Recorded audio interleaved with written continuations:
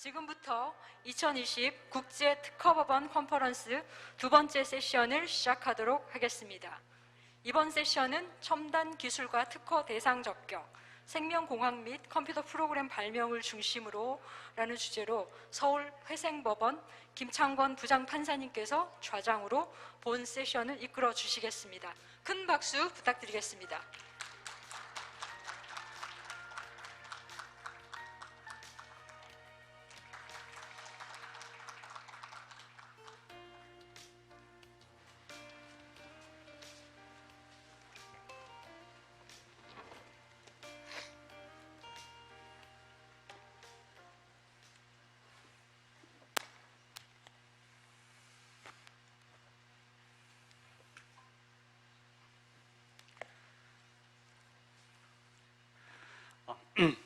네, 조금 전에 소개받은 김창권 판사입니다.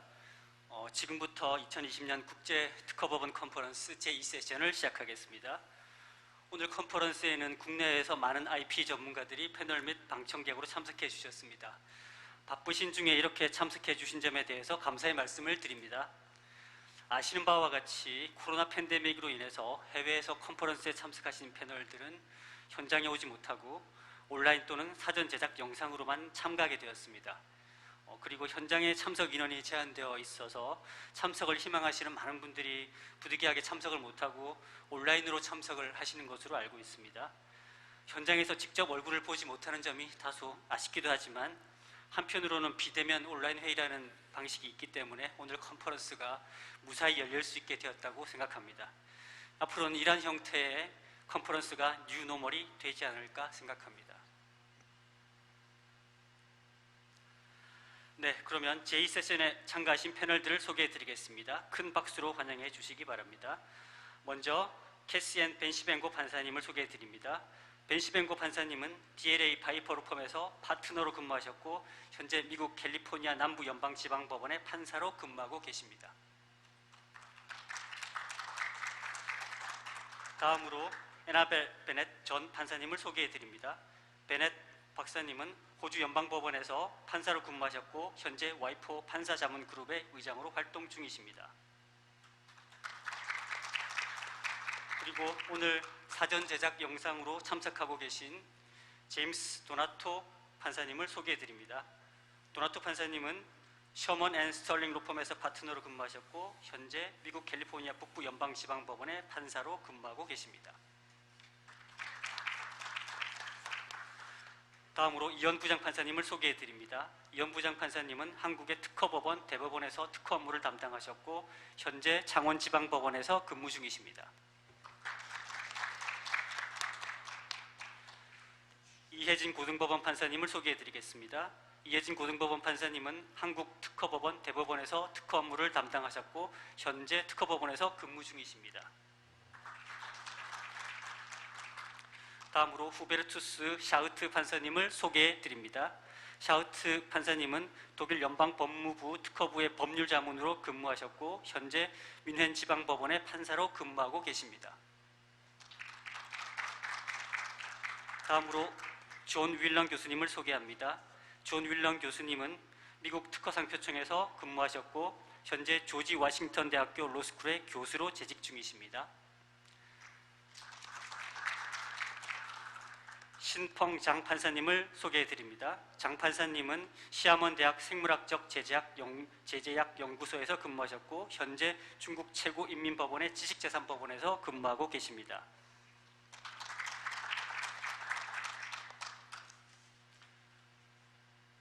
이제 본격적으로 이 세션을 진행하겠습니다.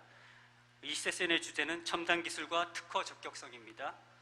다들 아시다시피 과학기술의 눈부신 발전으로 인해서 새로운 기술과 발명이 계속 쏟아져 나오고 있는데 그 중에서도 특히 의료와 소프트웨어 기술 분야에서 빠른 발전이 이루어지고 있습니다. 이러한 발명에 대해서 특허를 부여하는 것이 과학기술의 발전에 기여하는 것인지 아니면 과도한 독점적 지위를 부여하게 되어 오히려 과학기술의 발전을 저해하게 되는 것인지에 대해 전 세계적으로 많은 논의가 있다고 알고 있습니다. 오늘 이 세션이 이러한 점들을 중심으로 해서 세계 각국에서 참석하신 패널들과 함께 특허 적격성의 문제에 대해서 논의하는 뜻깊은 자리가 되었으면 좋겠습니다. 네, 이제 질문을 본격적으로 시작하도록 하겠습니다. 첫 번째 질문은 신규성이나 진보성과 같은 특허 무효 사유를 판단하기 이전에 특허 대상 적격을 충족하지 못했다는 이유로 특허 대상에서 제외되는 경우에 관한 각국의 일반적인 논의를 묻는 것입니다. 먼저 도나토 판사님의 영상 답변을 듣도록 하겠습니다. Good day, everyone. I'm James Donato, United States District Judge in the Northern District of California. I'm recording today in my San Francisco courtroom with the jury box behind me.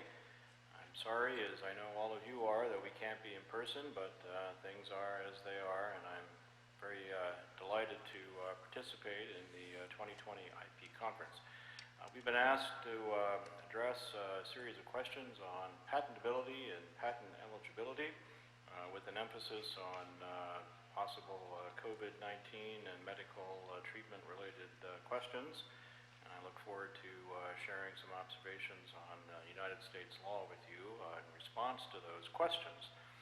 Let me underscore what I think is obvious, but everything I'm saying today is really just a general discussion of the case law as it currently stands in the United States. It is not in any way an indication or prediction how I might preside over a case raising these issues, and should not be taken that way. Now with that, let me start with the premise of patentability and patent eligibility in the United States and how that applies to medical treatments, for example, a COVID-19 vaccine. We start, as we always do, with the United States Constitution, and Article 1, Section 8 of the Constitution provides that the federal government is authorized to issue patents to promote the progress of science and the useful arts and reward inventors for their innovation and their discoveries. The key concept here is, of course, innovation and discovery. The patents in the United States, and I'm sure this is similar in other jurisdictions, are intended to promote invention, but at the same time not unduly restrict innovation and creativity by others. This is sometimes referred to as the preemption problem. So there's a fine balance to be struck between rewarding inventive contributions and making sure that the next generation of inventors is not unduly constrained by the patents held by prior creators. To strike that balance, the Patent Code in the United States has hit upon Section 101. This is at 35 United States Code, Section 101, which is the foundational law that we apply to determine whether a patent is addressed to patent-eligible claims.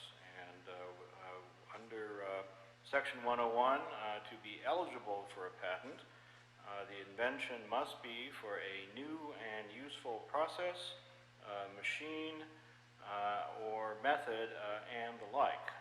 Now, our Supreme Court has construed Section 101 in the well-known case of Alice versus CLS Bank, which you can find in 573 United States Reports, page 208.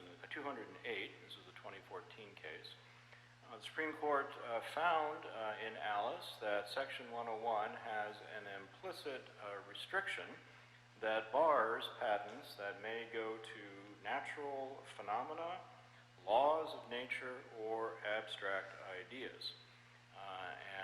This is, again, a reflection of the preemption principle. It would be an impediment to progress, not an advancement of progress, if the basic building blocks, for example, of biology and life, or science, or technology, could be patented and held in a de jure monopoly by a patent holder.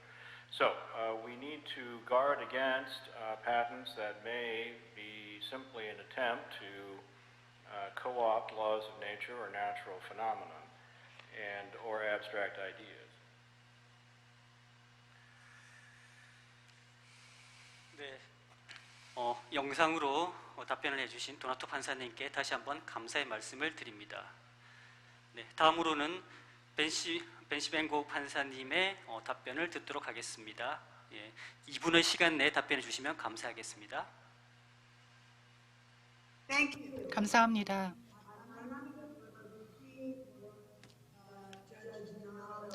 도나토 판사님께서 이 질문에 대한 답변을 충실히 해주셨기 때문에 덧붙일 말이 많지는 않습니다. 이 질문에 대한 기본적인 답을 해주신 것 같습니다. 그렇다면 어떻게 미국에서 이 법이 해석이 되어 왔는지를 살펴보는 것도 아주 의미가 있을 텐데요. 알리스 사건의 판례가 있은 이후로 이 점은 사건 초기 단계부터 아주 활발히 논의가 되어 왔고 유의미한 의미를 갖게 되었습니다. 그리고 지방 판사분들이 심리를 하실 때 심리 초기 단계에 이 판례를 참고하는 것으로 잘 알려져 있습니다. 기각을 할 것인지 아니면 청구항을 받아들일 것인지 아니면 항소를 받아들일 것인지 등을 결정을 할 때 이 앨리스 판례가 아주 중요한 시사점이 되고 있습니다. 특허 자체라든지 아니면 관련된 항소라든지 이런 부분은 전통적인 시각에서 살펴봤을 때 앨리스 판례가 갖는 중요성이 아주 중요합니다. 특허 대상 적격을 판단할 때도 마찬가지입니다. 특히 기술 분야에 있어서는 더욱 그 의미가 크다고 할 수 있겠는데요. 앞서 도나토 판사님께서 이미 말씀을 해주셨습니다. 이외에도 치료 부분에 있어서도 이 특허 자체가 자연 법칙이냐 아니면 추상적인 아이디어냐라는 다양한 의견이 있습니다. 물론 명확하게 결정하기가 쉬운 것은 아닙니다. 왜냐하면 많은 출원인들이 각자 주장이 다 다르기 때문입니다. 신규성에 있어서도 의견이 분분합니다. 이 특허 허여에 있어서 신규성과 발명적 개념이나 이런 부분이 자연법칙과 자연현상, 추상적인 아이디어에 반하는 것이 아니다 또는 해당하는 것이다 라고 의견이 분분한 상태인데요. 앞서도 말씀드렸던 것처럼 사건 초기, 판결 초기에 이 앨리스 사건 판례를 기본으로 한 자연법칙, 자연현상, 추상적인 아이디어에 해당하는가를 다루게 됩니다. 시간이 얼마 있는지 모르겠는데요. 사건이 또한 재판이 오래 지속되지 않게 하기 위해서 이런 부분을 초기에 다루는 경향이 있습니다. 답변 감사드립니다. 다음으로 윌런 교수님의 답변을 듣도록 하겠습니다. 2분의 시간 내에 답변해 주시면 감사하겠습니다.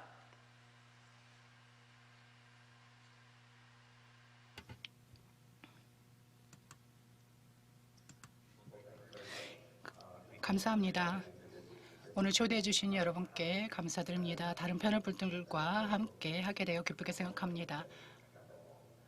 네, 제가 여러분들의 이름을 다 말씀을 못 드려서 좀 양해 부탁드리고요.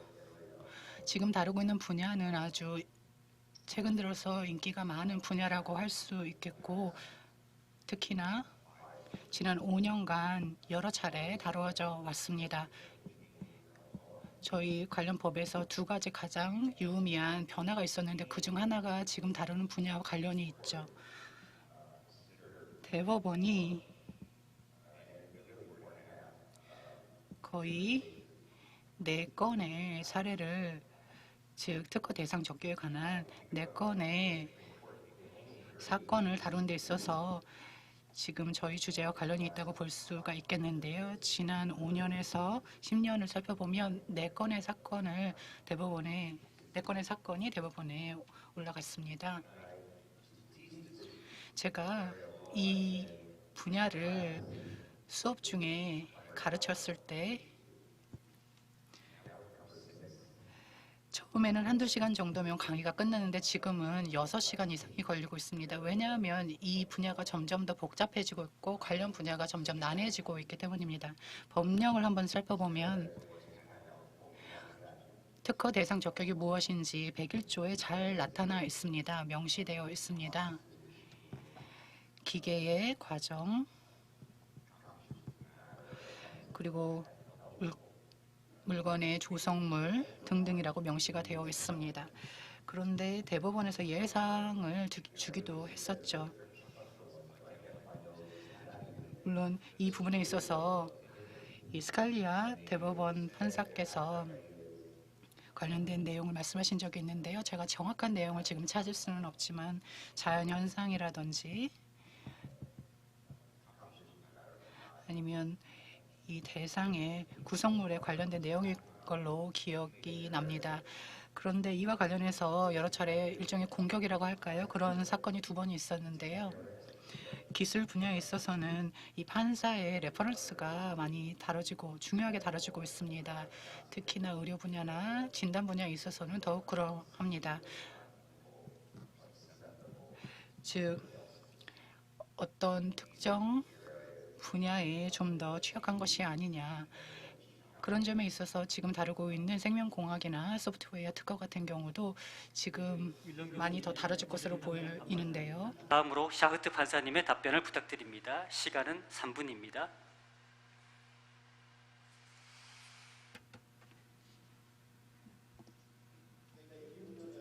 감사합니다. 여러분 모두 안녕하십니까? 저에게 발언 기회를 주셔서 감사합니다. 초대해 주셔서 감사드리고요. 첫 번째 질문에 대해서 말씀드리면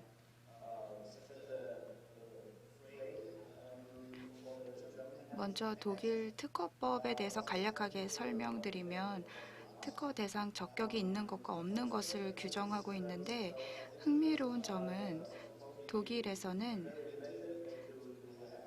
진보성이 뛰어난 그 특허가 많습니다만 먼저 그 제1조 4항에 규정된 것처럼 이제 특허 적격성을 인정하지 않는 부분도 있습니다. 그래서 만약에 신규성, 진보성, 그리고 상업적인 이용 가능성이 있는 모든 기술 분야의 발명에 이제 특허가 부여가 되는데요. 이제 독일 특허법을 참고해 보면 제1조 제3항에 보면은요, 특허 대상 요건이 설명이 되어 있습니다. 예를 들면 정신적인 활동이라던가 이제 비즈니스, 즉 그러니까 뭐 컴퓨터 프로그램을 통해서 영업하는 방법을 만들었다거나 이런 것들은 이제 발명으로 이제 간주가 되지 않는 경향이 있습니다.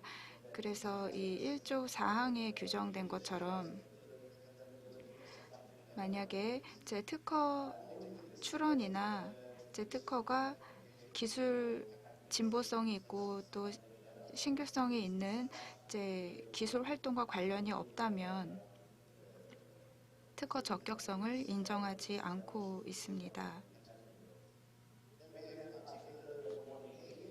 그리고 저희 특허법의 1A조를 보면은 인체 형성이나 인체의 발달과 관련한 단계에서 어떠한 구성 요소를 단순히 발견했다라고 하면은 그 단순한 발견 요소, 예를 들면 유전자의 염기 서열 같은 것들, 그렇게 단순히 발견한 것은 특허를 받을 수가 없습니다.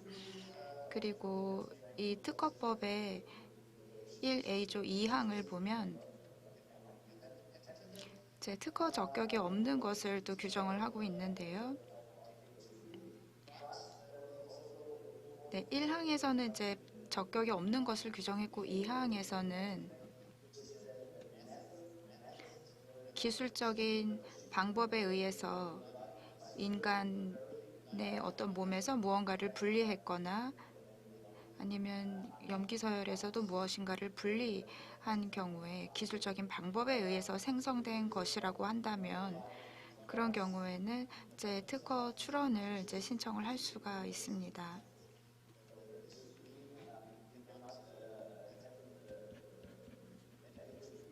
그리고 의료치료법이라던가 수술치료법 같은 경우는 특허의 대상이 되지 않습니다.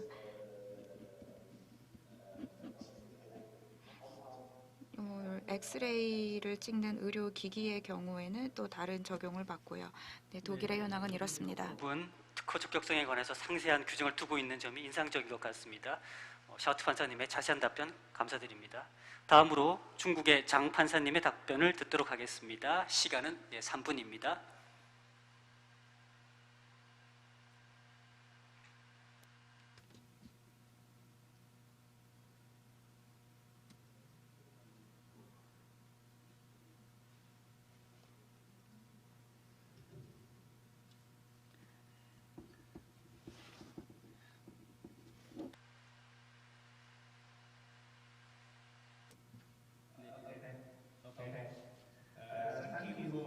먼저 저에게 제 의견을 공유할 수 있는 기회를 주셔서 감사합니다. 컨퍼런스에서 존경하는 전문가들 앞에서 이야기할 수 있는 기회를 주셔서 감사드립니다. 먼저 저희는 이제 특허에 대한 어떤 무효 사유를 심사하기 전에 특허 불가능한 대상의 사유에 따라서 특허 재상 적격이 없다고 판단할 수 있습니다. 중국 특허법의 2조, 5조, 25조를 참고하고 있는데요. 예전에 한 의료 회사가 제약 회사가 항생제 투여 방법이라는 특허를 출원했었습니다. 그래서 법원은 어떤 물질을 의료용으로 사용하는 경우에 질병의 치료용으로 사용하거나 약물로 사용하는 경우에 해당한다고 생각을 했습니다. 그래서 질병의 진단이나 치료 방법에 해당하는 것은 특허법 제25조에 있는 항에 따라서 특허가 부여되지 않습니다. 또 케이스가 하나 더 있는데요. 아부 프루티 컴퍼니와 또 C4 사건에서 이 아부 프린터라는 회사가 게임 서버 시스템 및 소득 창출 방법이라는 특허를 출원했습니다. 이 출원서에서 보호 장치는 자연 법칙을 사용하지 않았고 또 기술적인 수단도 사용하지 않았습니다. 그리고 기술적인 문제를 해결하거나 그런 효과를 만든 것도 아니었습니다. 여기에서는 인공적인 어떤 인터랙션 규칙을 통해서 정보를 전달했지만 기술적인 수단으로 한 것은 아니었습니다.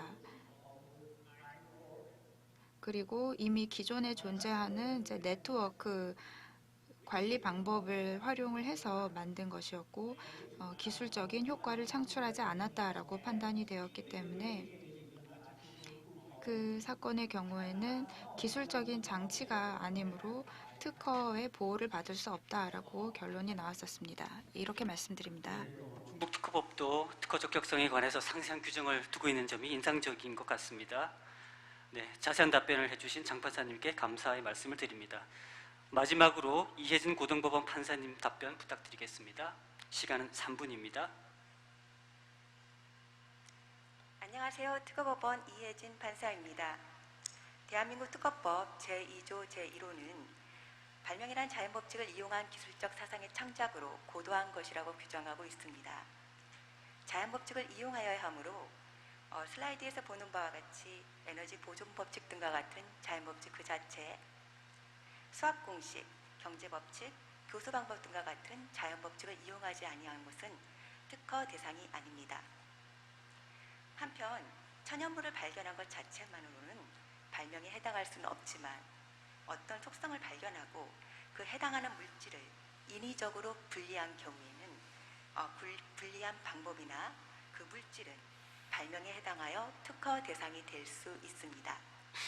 예를 들면 슬라이드에서 보는 바와 같이 코비드-19 치료를 위해서 거트 박테리아를 인위적으로 분리해냈다면 이는 특허 대상이 될 수 있습니다. 그리고 대한민국 특허법 제29조 제1항은 산업상 이용할 수 있는 발명일 것이라고 규정하고 있습니다. 따라서 산업상 이용할 수 없는 발명은 특허 대상이 아닙니다. 슬라이드에서 보는 바와 같이 산업상 이용할 수 없는 발명은 다음과 같습니다. 자연법칙에 반해서 실시할 수 없는 경우, 대표적인 경우에는 연구기관을 들 수 있습니다.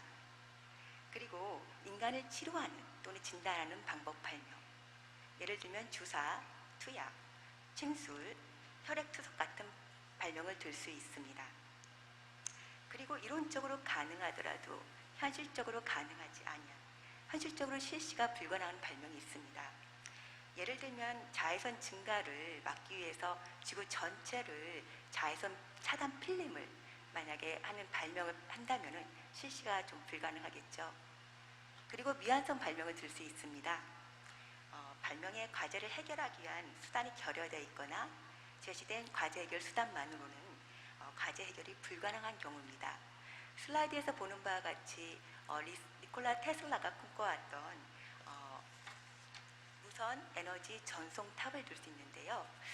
지금은 어느 정도 실현이 가능한 정도에 이르렀다고 보여집니다.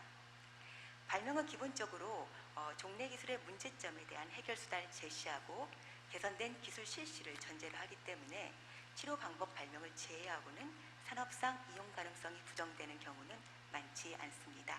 이상입니다. 네, 한국의 실무에 대해서 아주 깔끔하게 설명해 주신 이혜진 고등법원 판사님께 다시 한번 감사의 말씀을 드립니다. 네, 다음 질문으로 넘어가겠습니다.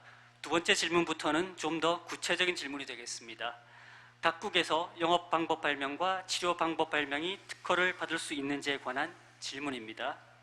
먼저 영업 방법 발명이 특허를 받을 수 있는지에 관한 질문입니다. 먼저 샤우트 판사님의 답변을 먼저 듣도록 하겠습니다. 시간은 3분입니다. Your country, to make it simple. 네, 간단하게 말씀드리면 독일 특허법에 따르면 영업 방법에는 특허를 부여하지 않습니다. 제가 첫 번째 질문을 답할 때 말씀드린 것처럼 독일 특허법에서는 기술적인 발명, 기술적인 효과가 있는 솔루션에 특허가 부여될 수 있습니다. 그리고 영업 방법은 분명히 기술적인 특성이 없다라고 판단하고 있습니다. 그래서 영업 방법은 특허 적격 대상이 아닙니다. 하지만 특허 출원인이 만약에 청구항에 영업 방법에 있어서 기술적 수단을 청구항으로 하는 경우에는 예외적으로 특허 대상 적격이 있을 수가 있습니다만 영업 방법 그 자체의 경우에 기술적인 솔루션이나 기술적인 수단이 입증되지 않은 경우에는 특허를 받을 수가 없습니다. 감사합니다. 네, 샤우트 판사님 답변 감사드리겠습니다. 그럼 다음으로 베네트 박사님의 답변을 듣도록 하겠습니다. 예, 시간은 3분입니다. 네, 감사합니다. 여러분 안녕하세요. 네, 패널로 여러분들을 뵙게 되어서 정말 좋습니다. 개인적으로 뵀으면 좋았을 텐데요. 제가 첫 번째 질문을 답하지는 않았습니다만 제가 이 질문에 답하려면 첫 번째 질문을 말씀드려야 할 것 같아요. 저희가 인간의 인체와 관련된 경우에 여러 가지 조항들이 있습니다. 특허 적격 대상에 대해서 우리가 제한을 두는 경우가 있는데요. 저희 독점법과 관련해서 그러한 것들을 규정하고 있습니다. 호주에서는 첫 번째 질문은 특허 적격 대상인지 판단을 할 때 의료 치료의 경우에는 특허 적격 대상인가 이렇게 판단을 하고 의료 치료의 경우에는 특허 대상이 아니고요. 만약에 추상적인 아이디어라던가 그런 기술적인 특성이 없는 연산을 통해서 만들어진 영업 방법이다라고 한다면 그러한 영업 방법은 특허의 대상이 되지 않습니다. 그래서 컴퓨터 프로그램을 사용했다고 하더라도 말이죠. 그래서 영국 판사께서도 말씀하셨습니다만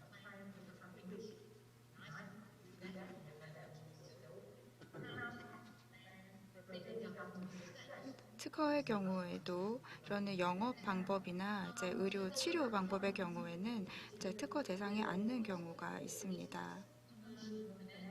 영업 홍보 방법이라던가 영업 재정 관리 방법들의 경우에는 일단 단순한 정보를 추출하는 것이고 기술적인 수단을 통해서 특허를 받을 수 있는 대상은 아니라고 생각을 합니다.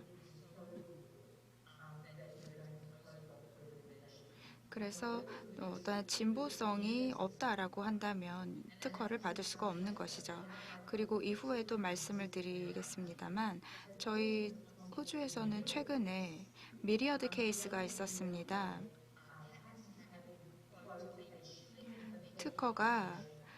특허를 허여하느냐 안 하느냐 여부에 따라서 후속적인 발명에 어떤 영향을 줄 수 있다라는 것을 깨닫게 된 사건이었죠. 미리어드 사건에 대해서는 제가 잠시 후에 다시 또 말씀을 드리겠습니다만 판사가 특허 적격 대상을 결정하는 경우에 법률적으로 완전히 이렇게 경직되게 이렇게 규정되어 있는 것은 아닙니다만 순전한 영업 방법이라기보다는 뭔가 정보에 기반한 새로운 기술적인 수단을 사용해서 컴퓨터를 기존과는 다른 혁신적인 방법으로 사용한 그러한 영업 방법이다라고 한다면은 그런 특허 적격 대상으로 심사를 받을 수가 있습니다. 그래서 처음에 단순한 이제 영업 방법이냐 아니면 이제 기술을 활용한 영업 방법이냐 이런 것들을 저희가 고려를 하고 있고요. 전반적으로 용어라던가 개념을 통합해서 일관적으로 사용하려고 하고 있습니다. 상세한 답변 감사드립니다. 다음으로 장 판사님 답변을 부탁드리겠습니다. 시간은 3분입니다.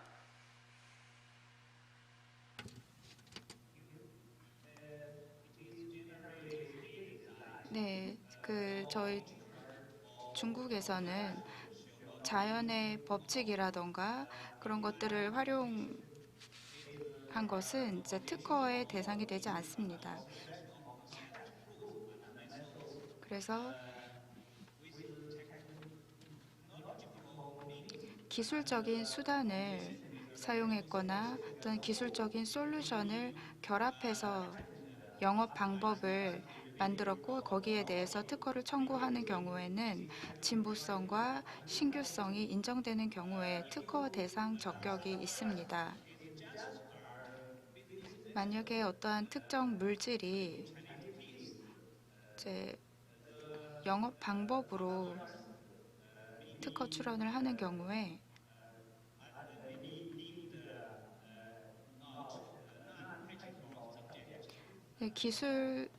기술적인 특성이 없다, 즉 특허 대상이 되지 않는다라고 판단될 수 있고요. 네, 다음으로는 이원 부장판사님의 답변을 듣도록 하겠습니다. 시간은 3분입니다.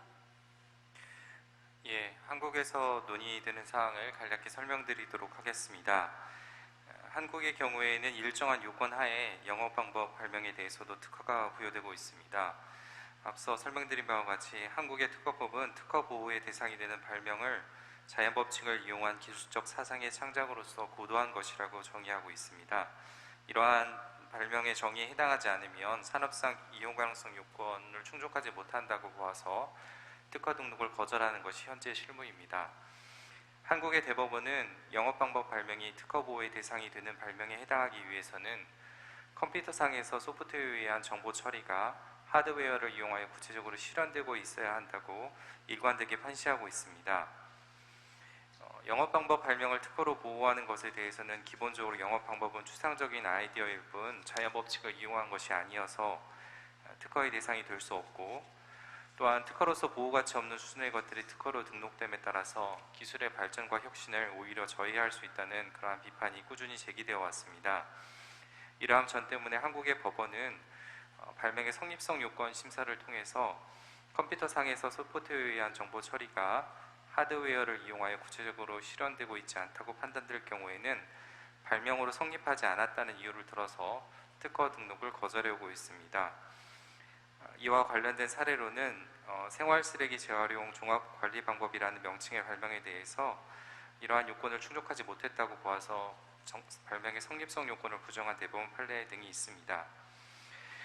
나아가서 이러한 발명의 성립성 요건을 통과한 경우라고 할지라도 발명의 진보성 요건 등의 엄격한 심사를 통해서 보호가치 없는 수준의 영업 방법 발명에 대해서는 특허 등록이 거절되고 있는 실정입니다. 한국의 대법원은 영업 방법 발명의 특성에 비추어서 진보성 여부 판단은 영업 방법의 요소와 이를 구현하는 기술적 요소 모두를 종합적으로 고려해야 한다고 판시하고 있습니다. 이러한 기준에 따라서 종래부터 있던 영업 방법을 컴퓨터나 인터넷 등에서 단순히 구현한 것에 불과하고 이를 구현함에 있어서도 특별한 기술적 요소를 포함하고 있지 않은 경우 등에 있어서는 발명의 진보성 문턱을 통과하지 못했다고 보아서 특허 등록을 거절하고 있습니다. 이와 관련된 사례로는 인터넷 방송 시청자 반응도 조사 방법이라는 명칭의 발명에 대해서 종래부터 있던 인터넷을 이용한 시청자 반응도 조사 방법을 인터넷 방송에 단순 전용한 것에 불과하고 이를 구현하는 기술적 요소에 특별한 것이 포함되어 있지 않다는 이유로서 발명의 진보성 요건을 부정한 대법원 판결 등이 있습니다. 예, 이상 답변 마치도록 하겠습니다. 네, 이현 부장판사님의 일목요연한 답변 감사드립니다. 다음으로 벤시뱅고 판사님의 답변을 듣도록 하겠습니다. 시간은 2분입니다. 감사합니다. 네, 베넷 판사님께 먼저 인사드리고 싶습니다. 다시 뵙게 되어 반갑습니다. 지금 다루고 있는 문제는 아주 중요한 논의의 대상이 될 텐데요.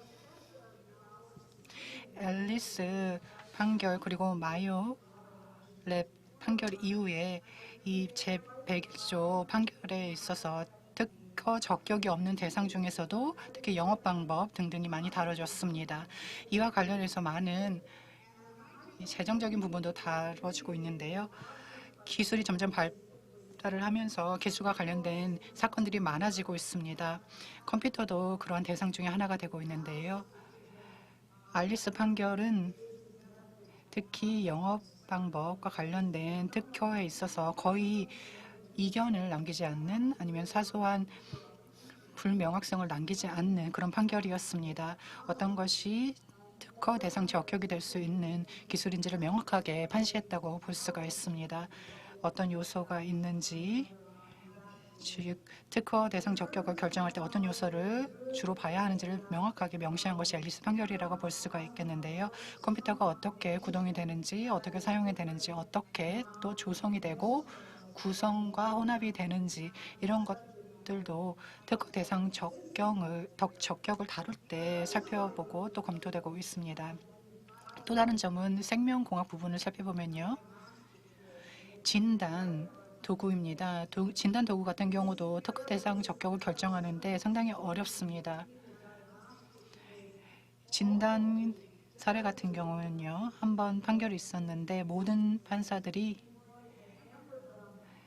특허 대상 적격이 없다고 했고 대법원에서도 많은 진단 도구가 하지만 특허 대상 적격이 될 수 있다라고 판결한 것이 있었습니다. 자연의 법칙이 발견되었지만 그리고 자연의 법칙은 이 진단 도구가 운용되는 데 기본적인 개념이 되지만 모어 판사님께서 반대 의견을 내셨습니다.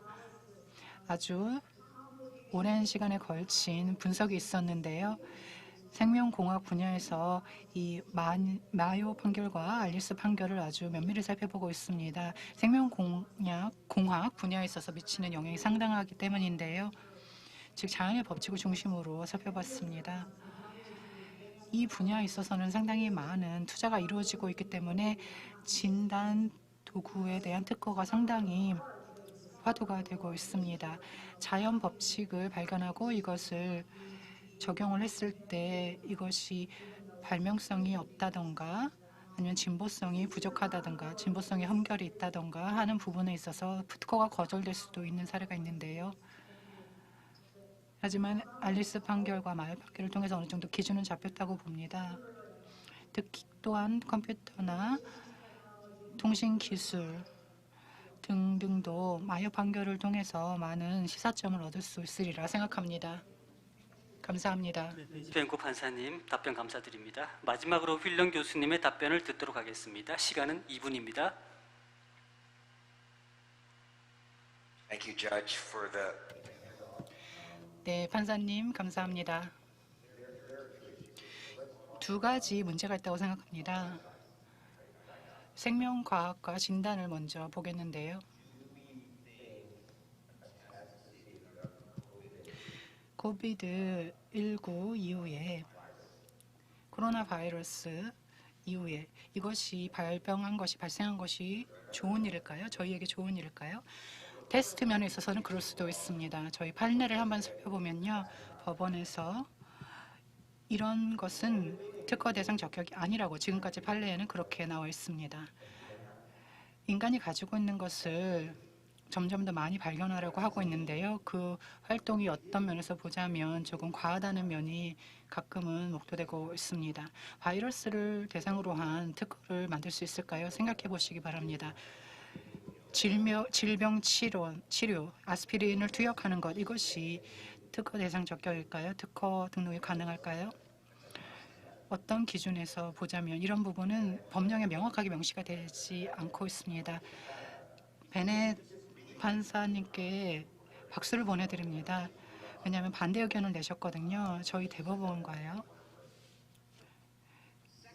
두 번째로 기술 산업을 살펴보겠습니다. 앞서 판사님께서도 말씀을 해주셨는데요. 많은 사례가 있었습니다. 요즘은 이 기술 분야의 특허 출원이 많이 이루어지고 있습니다. 그리고 이 부분을 저희가 어떻게 소통해야 할까요? 좀 함께 자리에 앉아서 소통을 해야 할까요? 직접 대면하지 않고 소프트웨어를 통해서 소통합니다. 이것이 영업 방법인가요? 아닙니다. 좋은 기술인가요? 네, 당연히 좋은 기술입니다. 기술 기업이 이 특허에 반대하는 그런 거대 기업이라면, 그리고 시장 점유율이 상당히 높다면 정말 시장에서 마피아처럼 군림할 수도 있겠죠. 이런 기업들이 시장에 한 5군데, 7군데 정도 됩니다. 저도 이들 기업에서 일하고 있는 친구들이 있습니다. 그렇다면 전 세계가 어떻게 지금 돌아가고 있는지 한번 보시기 바랍니다. 구글이라든지 등을 통해서 검색을 한번 해보시기 바랍니다. 여러분의 법원에 어떤 사건이 올라왔는데 이것은 특허 대상 적격이다라고 명확하게 판단할 수 있는 것이 많이 있나요? 이거 가지고 계신 분들 몇 분이나 계시죠? 이걸 보시면 카메라도 되고 다양한 기능이 있습니다. 비행기도 한번 생각해 보시기 바랍니다.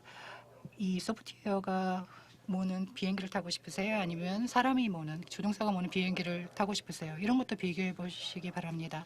진단과 치료, 이 부분에 있어서 명확한 답변을 드리기는 어렵습니다. 특허 대상 적격을 다룰 때 그러하죠. 그래서 법원에서 영업 방법 발명에 관해서는 정확한 어떤 기준을 놓을 수 있을 거라 생각합니다. 소프트웨어 분석, 즉 소프트웨어를 통해서 우리가 소통할 수 있는 것, 만약 그 경우가 가능하다면 그것이 영업 발명인지에 대해서는 명확한 판단을 내릴 수 있으리라 생각합니다. 그래서 의회와 법원이 함께 협업을 해서 정확한 판단을 내려주기를 기대하고 있습니다. 어떤 것이 특허 대상 적격인지 그랬으면 좋겠지만 지금까지는 그것이 이루어지지 못했습니다. 답변 잘 들었습니다. 다음으로는 치료 방법 발명이 특허를 받을 수 있는지에 관한 질문입니다. 먼저 장 판사님의 답변을 듣도록 하겠습니다. 시간은 3분입니다.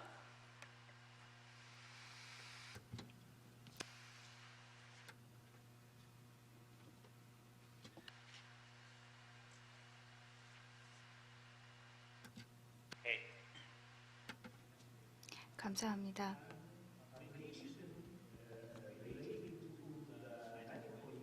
그래서 어떠한 물질을 이제 의료용으로 이제 특허 청구를 하는 경우에 특정 질병의 진단 또는 치료를 위한 청구항의 경우에는 그렇게 이제 의료적인 목적을 통해서 하는 경우에는 특허 대상 적격이 없습니다.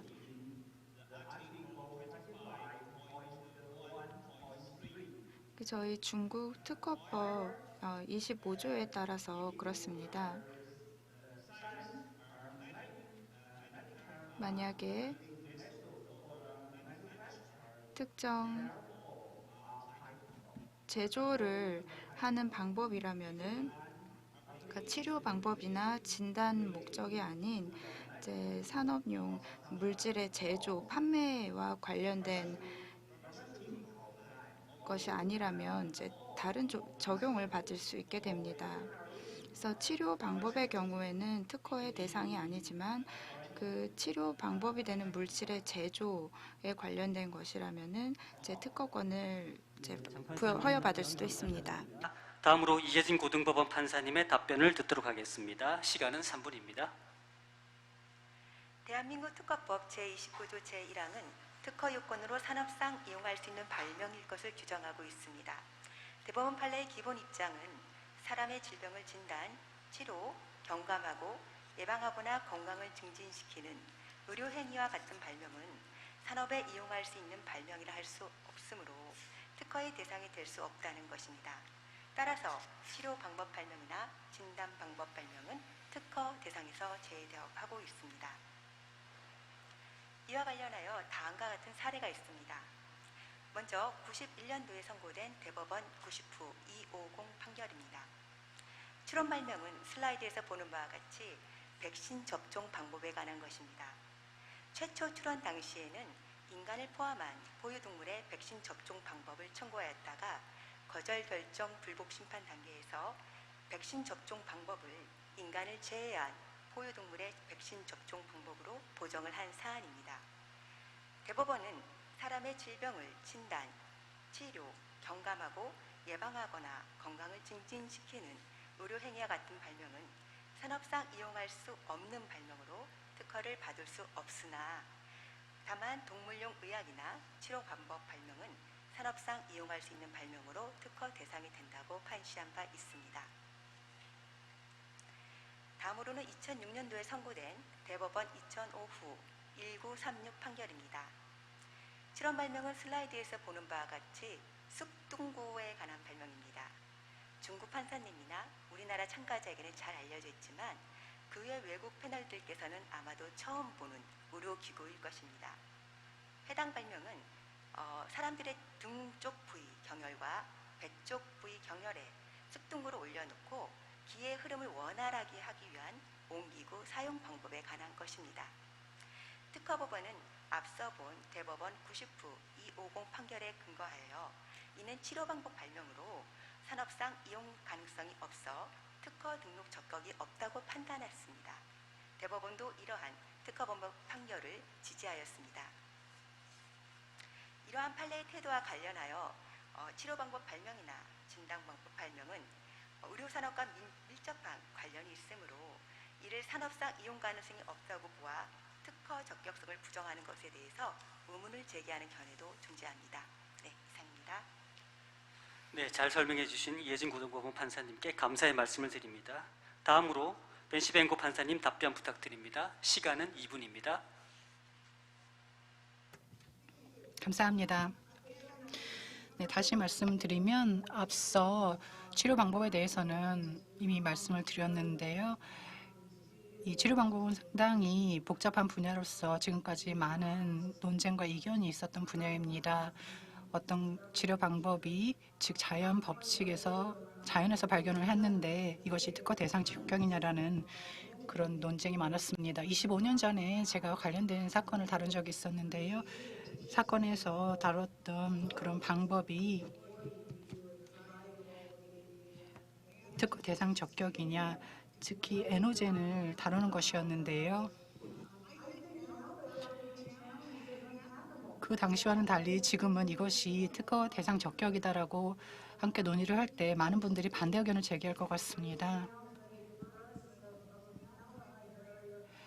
하일러 베리어를 즉 장벽을 분해시키는 그런 방법이었거든요. 당시에는 이것이 특허 대상이 되면 특허로 등록이 되면 상당히 많은 돈을 벌어들일 수 있는 그런 특허였습니다. 지금 요즘 같은 경우에는 판사분들이 사실 과학자가 아니기 때문에 과학 분야 전문가가 아닐 수도 있기 때문에 이런 사례를 보면 조금 답답하실 수도 있겠습니다. 그런데 전체 사회적으로 봤을 때 이런 의료적인 방법 그리고 이 특허 침해권을 다룰 때 이 치료 방법에 대한 특허 대상 적격은 상당히 어려운 점이 되고 있습니다. 기존에 있었던 방법을 다시 살펴봐야 되고요. 그리고 헌법을 다시 살펴봐야 하고 이것이 특허 대상 적격에 해당하는 발견이냐 아니면 자연에서 그냥 발견한 것이냐 등등에 관한 논의가 있을 수 있겠습니다. 그래서 이 치료 방법을 어떤 특정 방법을 특허 출원을 해주었을 때 이것이 향후에 이 해당 분야의 발전을 저해하지는 않을 것인지를 살펴봐야 하는 것도 중요합니다. 전 세계를 한번 보면 사람들의 투자를 어떻게 보호할 것인가. 과학은 점점 발달하고 있는데 이런 선취적 원리를 잘 활용을 해야 하고 잘 신중하게 다뤄야 할 것 같습니다. 교수님께서 더 잘 답변해 주실 것 같은데요. 휠런 교수님의 답변을 듣도록 하겠습니다. 시간은 2분입니다.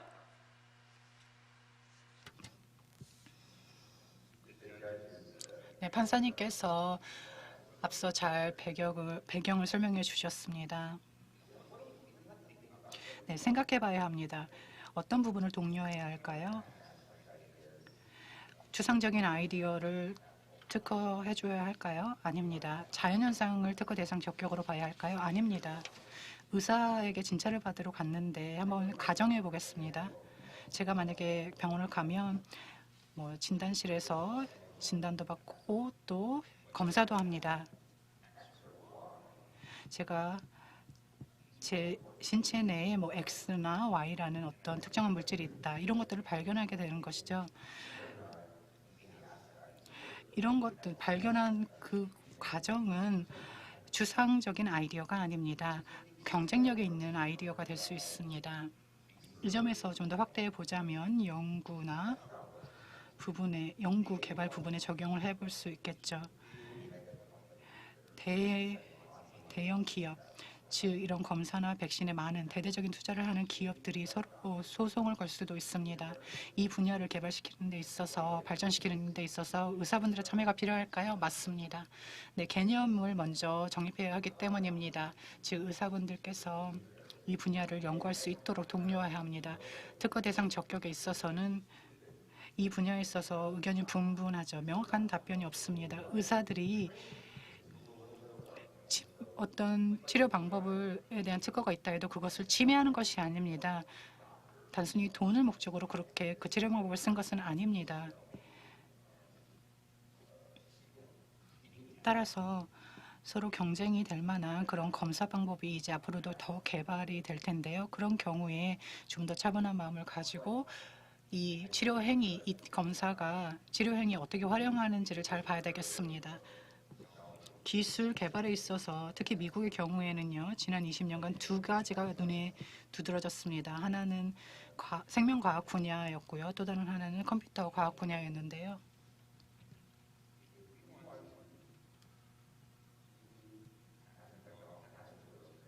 이 두 분야에 특허를 주려면 특히 이 분야의 종사자들이 혁신을 추구하도록 독려하려면 또 그렇게 한다면 이 분야에 있어서 우리가 특허를 주지 않는다면 우리가 이 상대적 이점을 잃을 수도 있습니다. 1980년대 있었던 사례가 있었는데요. 관련된 사건에 관련되었던 인물이었던 의사분이 최근에 돌아가셨는데요. 이 사건을 보면 이 미생물, 즉 오가니즘이 어떻게 작용하는가 이것을 다뤘는데 이것이 특허 대상 적격이었나를 한번 살펴봤습니다. 그 사건을 이유로 미국은 생명공학 분야에 있어서 선도적인 국가 중 하나가 되었습니다. 그 박사님의 발명 덕분이었습니다. 이런 사례를 보면 많은 관련 기업들이 다른 나라에도 진출을 하고요. 왜냐하면 그 나라들에서는 특허를 내주기 때문에 그리고 소프트웨어 부분에 있어서도 특허가 좀 더 잘 출원이 되기 때문에 그런 것 같습니다. 그렇다면 우리가 이렇게 인력 유출이 외부로 있다면 미국이 경쟁력을 잃게 되는 거겠죠. 예외 사항을 두고 검사를 하고 또 테스트를 하고 이런 상황이 발생하고 있는 가운데 의회가 나서서 어느 정도 선을 정리해 줘야 될 것 같습니다. 생각해 보시기 바랍니다. 판사님, 어떤 것이 특허 대상 적격이고 아닌지 정확하게 말씀하실 수 있나요? 네, 거기서부터 시작을 해야 합니다. 제101조, 102조, 103조를 살펴보기 전에 자신이 먼저 판사라면 그 질문을 머리에 떠올려야 합니다. 특히 생명공학 분야, 소프트웨어 분야에서는 더 그렇죠. 기업은 더 그럴 것입니다. 전국적으로 기술 기업 같은 경우에는 어떤 것이 특허 대상 적격인가 등이 상당히 중요한 문제로 떠오릅니다. 네, 답변을 듣도록 하겠습니다. 시간은 3분입니다.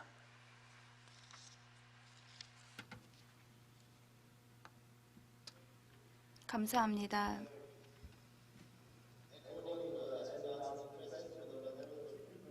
그래서 의약품 발명이나 의료 치료에 관한 특허 출원의 경우에는 독일 특허법에 따르면 이전에도 말씀드렸지만 의약품 발명이나 의료 치료법에 대한 특허는 이루어지지 않고 있습니다.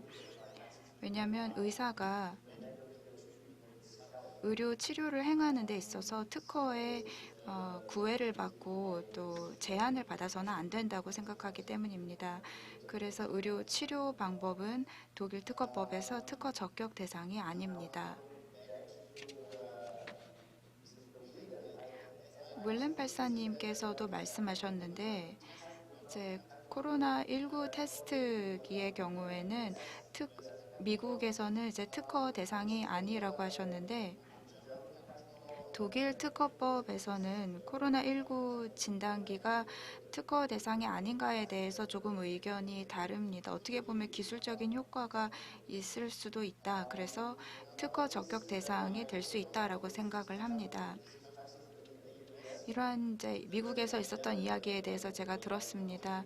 그리고 이제 기술업계나 의료 진단 업계에서는 그 결정이 이제 공정하지 않다.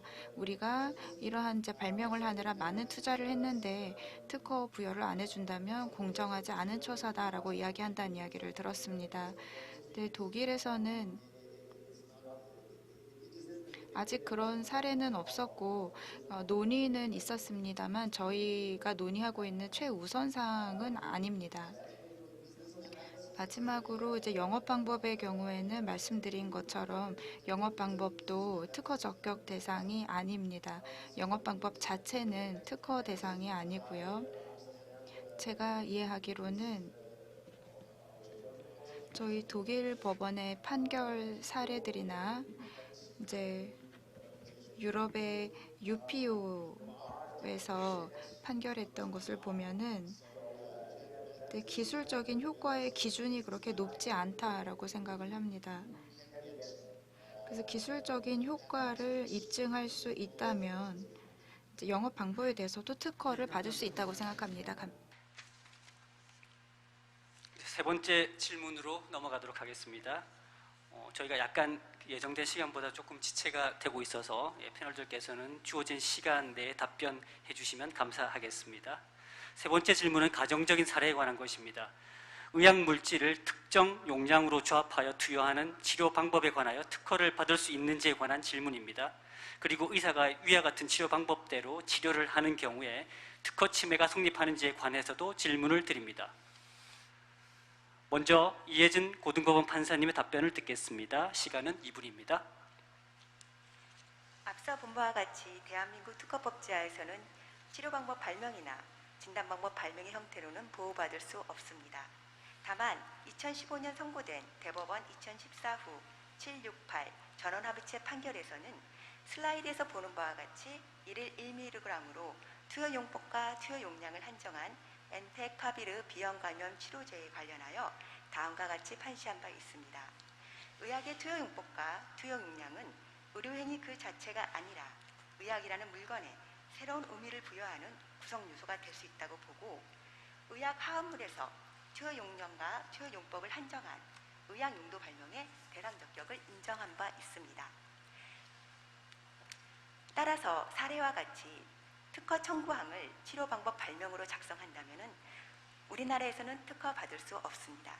그러나 이를 C화합물 0.2mg, D화합물 0.3mg, E화합물 0.5mg을 포함하는 코비드-19 치료를 위한 제약 조성물의 형식으로, 즉 투여 용량을 한정한 의약 조성물로 청구한다면 특허 대상이 될 수 있습니다. 대한민국 특허법 제하에서는 치료 방법 발명이나 진단 방법 발명에 대해서는 특허권이 인정되지 아니하므로 비의사의 행위는 특허권 침해에 해당하지 않게 됩니다. 그러나 아직 이에 대한 구체적인 재판례는 없는 상태입니다. 대한민국 특허법 제하에서는 의료기기 그 자체, 의약품 그 자체, 의료기기의 작동, 측정 방법 발명은 산업상 이용 가능한 것으로 특허받을 수 있습니다. 또한 앞서 살펴본 바와 같이 투여용법과 투여용량을 한정한 의약용도 발명도 보호받을 수 있습니다. 다만 양리 유전량을 응용한 개인형 맞춤 진단 내지 치료 방법은 현재 활발히 연구되고 또한 제품화되고 있는 상황을 고려한다면 앞으로 이러한 발명에 대한 특허권 부여에 대해서도 심도 있는 검토가 필요할 것으로 보여집니다. 이상입니다. 네, 상세한 답변 감사드립니다. 다음으로 휠런 교수님의 의견 Next, let's turn. 2분입니다.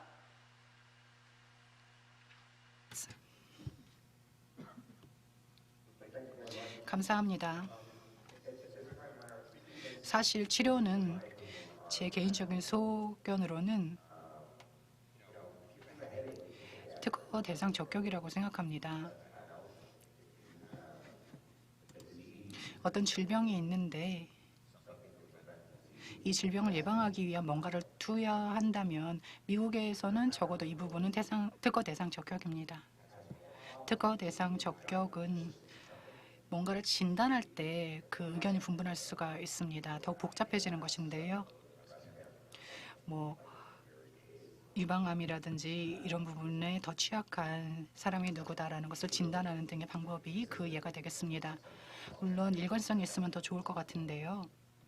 미국 같은 경우에는 특히 대법원에 올라온 사례들을 바탕으로 봤을 때 지금까지는 많은 의견이 분분했습니다. 그래서 의사분들의 의견을 많이 들어봤습니다. 특허를 허용하게 되면 독점적인 권리를 갖게 되는 것이지만 또 모든 다른 기타 권리를 자동적으로 갖는 것은 아닙니다. 다양한 나쁜 것들, 총기를 포함한 다양한 것들의 나쁜 것들의 특허가 이미 허용되어 있습니다. 이런 부분은 어떠한지 생각해 봐야 합니다. 미국 같은 경우 특허 침해를 소송할 수 있고 또 의사를 대상으로 손해배상에 대한 소를 제기할 수도 있습니다. 많은 방식으로 예외 사항을 다루고 사람들이 예외 사항을 허용받아서 기존 특허를 사용할 수 있도록 하는 것들이 있습니다. 대조적으로 어떤 회사가 이런 관련 회사들이 서로 소송을 하면서 많은 돈을 벌고 있죠. 진단 테스트 그리고 백신 개발 등등이 저는 다 동일한 목적을 가지고 있다고 생각합니다. 치료 목적을 가지고 있는 것입니다. 마지막으로 말씀드리자면 이 분야에 관한 접근 방식을 한번 생각해 보시기 바랍니다. 특정 분야에는 특허를 허용하지 않을 것이다. 그렇게 되면 이 분야에 종사하는 사람들의 의지를 꺾어놓을 수 있습니다. 특히 연구 분야가 더욱 그렇겠죠. 이 부분에 이견을 제시하는 분은 많지 않으리라 생각합니다.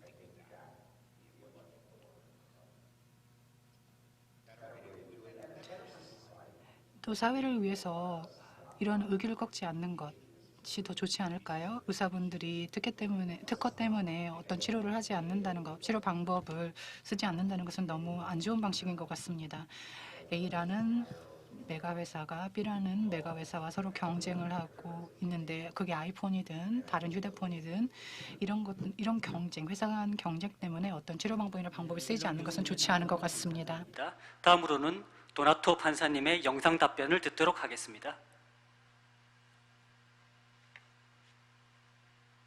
Now, the questions that we've been posed as hypotheticals here have revolved around medical treatments and specifically potential treatments such as a vaccine in response to COVID-19 infections. And you can see how right off the bat, the rules against patents on laws of nature and natural phenomenon are going to be front and center in deciding whether an inventor can claim a patent on something like a vaccine or a medical treatment. Is this possible in the United States to get a patent at all? The short answer is yes. So long as the proposed medical treatment or the procedure or the vaccine satisfies the two-part test in Alice, there is no theoretical reason why a patent cannot be issued. And in fact, patents have been issued in that medical treatment space. For example, recently, just earlier this year, the Federal Circuit, that's the Federal Appellate Court for patent law, Federal Circuit recently allowed a patent on a method for the DNA testing of fetuses. And it was based initially on the discovery of some DNA differences between fetuses and mothers, but the patent was allowed because it contributed substantially more as an inventive concept with respect to how to prepare the test samples and DNA fractions for analysis.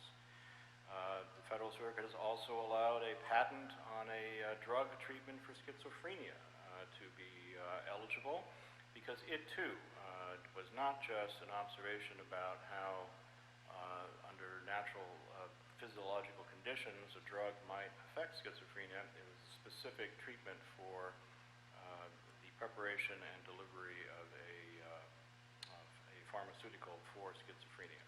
So it is entirely possible that an inventor could get a patent on a COVID-19 medical treatment or vaccine.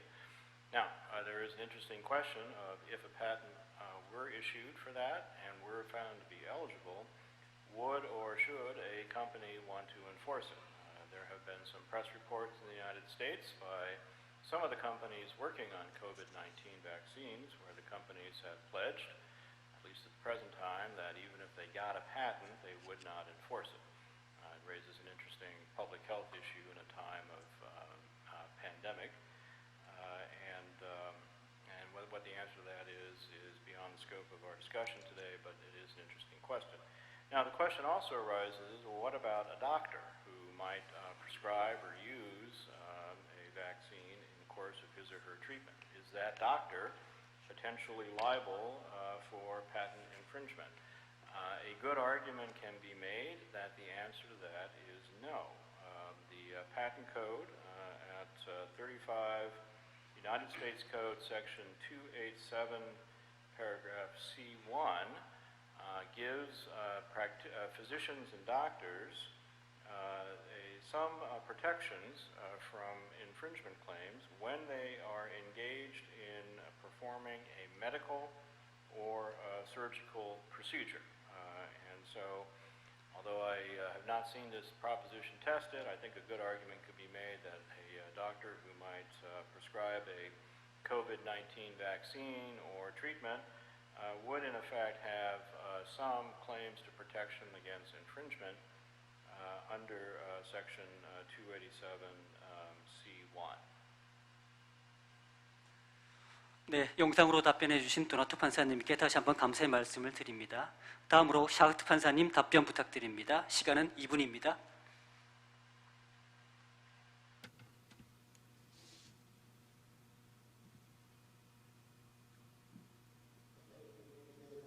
네, 다시 한번 발언 기회를 주셔서 감사합니다.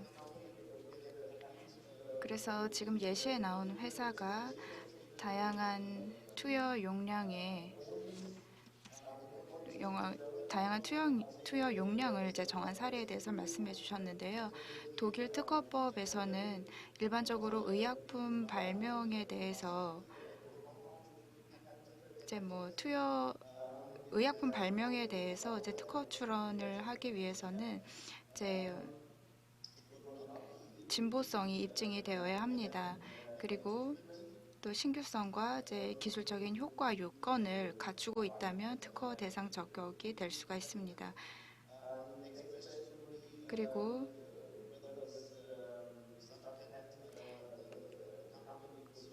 이 회사가 만약에 특허를 받는다면 나중에 그것을 사용하는 의사를 고소할 수 있을 것인가, 소송할 수 있을 것인가 질문을 하셨는데 그런 가능성도 있다고 생각을 합니다. 자세하게 말씀드릴 수는 없지만 의사가 특허 침해를 할 수 있는 이유와 할 수 없는 이유에 대해서 자세히는 말씀드릴 수 없지만 이론적으로는 만약에 이 회사가 특허를 허여받는다면 나중에 이제 의사를 특허 침해를 하고 있다라고 소송을 제기를 할 수도 있습니다. 어떻게 보면은 이제 의사 입장에서는 위험한 것이고, 네, 그리고 이제 제약 회사의 경우에는 만약에 이런 걸로 의사한테 소송을 제기하면은 회사의 이미지에 큰 손상을 받겠죠. 그래서 제약 회사가 의사에게 그런 이제 의약품을 사용하는 것에 대해서 이제 특허 침해를 고소를 한다면 제약 회사 이미지가 굉장히 나빠질 거기 때문에 그런 가능성이 적지 않을까 생각합니다. 감사드립니다. 마지막으로 장 판사님의 답변을 듣도록 하겠습니다. 시간은 2분입니다.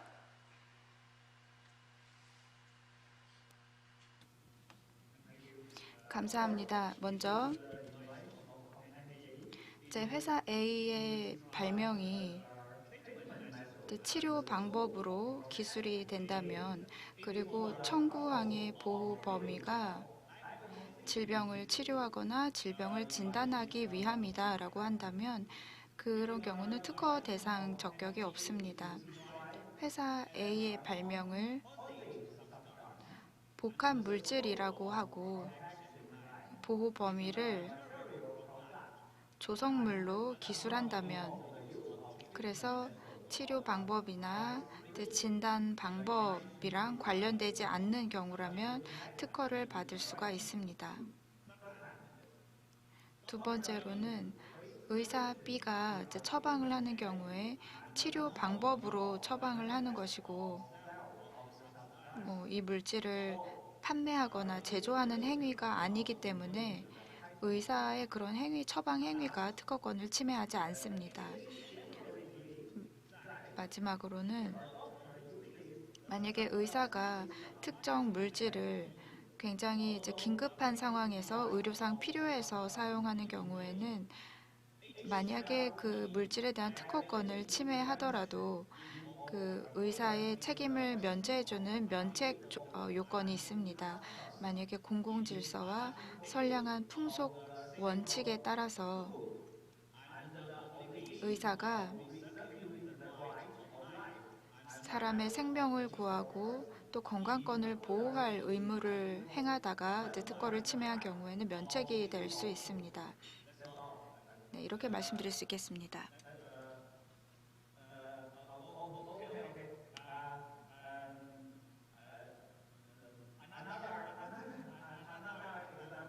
예시 한 가지가 더 있는데요. 저희 학계에서는 생명권과 건강권이 지식재산권보다 더 중요하다고 판단하고 있습니다. 그런데 의료기관이나 보건기관들이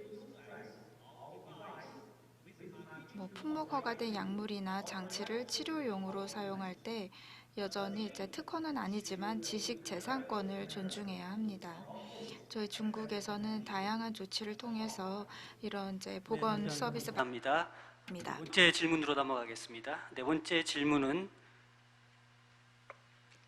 미국에서 판결이 있었던 앨리스 사건과 미리어드 사건이 미국 외의 다른 나라에서는 어떻게 판단되었을지를 가정적으로 묻는 질문입니다. 흥미로운 답변이 기대됩니다. 저희가 약간 시간이 지체되고 있어서 패널들께 답변 시간을 조금 줄이도록 하겠습니다. 양해해 주시기 바랍니다. 먼저 앨리스 사건이 각국에서 어떻게 판단되었을 것인지에 관한 질문입니다. 먼저 샤우트 판사님의 답변을 듣도록 하겠습니다. 시간은 1분입니다. 네, 미국의 앨리스 사건의 경우에는 독일 특허법에서 어떻게 판단이 될 것인가 말씀을 드리자면 좀 더 이 케이스에 대해서 상세한 내용을 알아야 할 것 같은데요. 이때 이제 특허 대상이 추상적인 아이디어였다고 알고 있습니다. 단지 이제 추상적인 아이디어에 기반한 그런 발명이었다면 제가 오늘 세션 초반에 말씀드린 것처럼 추상적인 아이디어에 기반한 영업 방법은 기술적인 특성이 없기 때문에 독일의 특허법 하에서 특허 적격 대상이 아니다라고 할 수 있습니다. 장 판사님 답변 부탁드립니다. 시간은 1분입니다.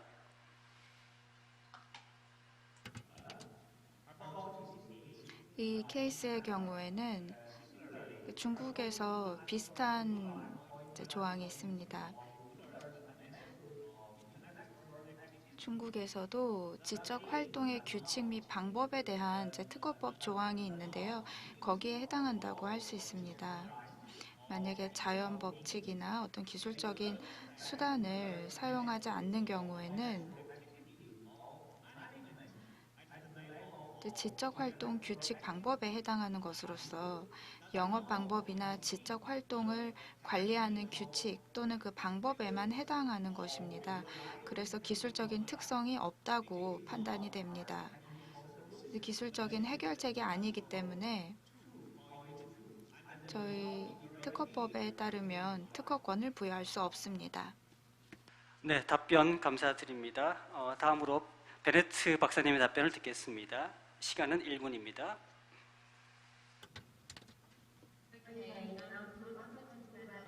네, 그 앨리스 사건의 경우에는 저희가 직접적으로 관련된 케이스가 있었습니다.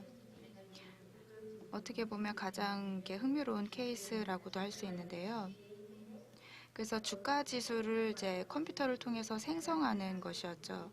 그래서 이 앨리스 사건의 경우에는 이것이 호주 전원재판부로 가서 이제 판결을 받았었습니다. 이 경우에는 이제 단순히 이제 특허 청구항에 있는 이제 그 설명들만 볼 것이 아니라 이런 특허 청구에 있는 발명이 어떤 장점이 있는가를 생각해 봐야 한다라고 생각했고 이것을 심리한 결과 특허 적격 대상이 아니라고 생각을 했습니다. 그래서 특정 공식이나 이제 방법을 사용했다고는 하지만 일반적인 컴퓨터 사용법 그런 수준이라고 할 수가 있습니다. 그래서 새로운 이제 기술적인 이제 방법이라던가 좀 더 기존과 다른 방법으로 사용한 것이 아니었습니다. 그래서 추상적인 아이디어에 기반한 것이었고, 그래서 이제 특허 적격 대상이 되지 않는다라고 했습니다. 또 이 케이스의 경우에는 컴퓨터 기술을 어떤 개선했다거나 하는 그러한 이제 증거가 입증이 되지 않았습니다. 그래서 만약에 기술적인 효과가 있다라는 것을 입증을 해야 하겠죠. 이러한 경우에는 이러한 컴퓨터 기술을 사용해서 어떠한 기술적 효과가 있었는지 입증이 되지 않았습니다. 그래서 이 앨리스 사건의 경우에는 이제 호주 법에 따라서 특허받을 수 없다라고 할 수 있습니다. 마지막으로 이현 부장 판사님의 답변을 듣겠습니다. 시간은 1분입니다. 앞서 같이 한국에서는 영업 방법 발명의 특허 등록 여부에 관해서 주로 발명의 성립성 요건과 진보성 요건 중심으로 판단해 오고 있습니다. 성립성 요건과 관련해서 한국 대법원은 컴퓨터상에서 소프트웨어에 의한 정보 처리가 하드웨어를 이용하여 구체적으로 실현되고 있어야 한다고 판시하고 있습니다. 앨리스 판결문에 자세히 명시하고 있는 바와 같이 앨리스 방법 발명의 각 단계들은 모두 컴퓨터에 의해서 구체적으로 실행되는 것이므로 한국 판례의 기준에 의하더라도 발명의 성립성 요건은 일단 충족된 것으로 보입니다. 다음으로 진보성 요건과 관련해서 보면 앨리스 판결 판시 내용에 비추어 보면 비록 특허 대상 적격에 관한 판시이긴 하지만 앨리스 특허 발명은 그 영업 발명의 요소가 기존에 잘 알려진 것이고 이를 컴퓨터로 구현한 기술적 요소에 있어서도 특별한 기술적 곤란성은 없었던 사안으로 보입니다. 따라서 한국 판례의 기준에 따른다 의하더라도 발명의 진보성 요건은 충족되지 않았다고 판단될 가능성이 비교적 높아 보입니다. 답변 마치겠습니다. 네, 답변 감사합니다. 다음은 미리어드 사건이 각국에서 어떻게 판단되었을 것인지에 관한 질문입니다. 장 판사님의 답변을 듣겠습니다. 시간은 1분 30초입니다.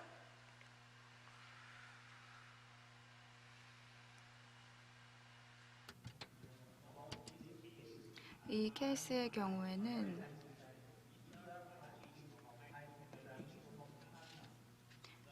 그래서 미국에서 판결이 난 거하고는 조금 다르다고 말씀드릴 수 있습니다.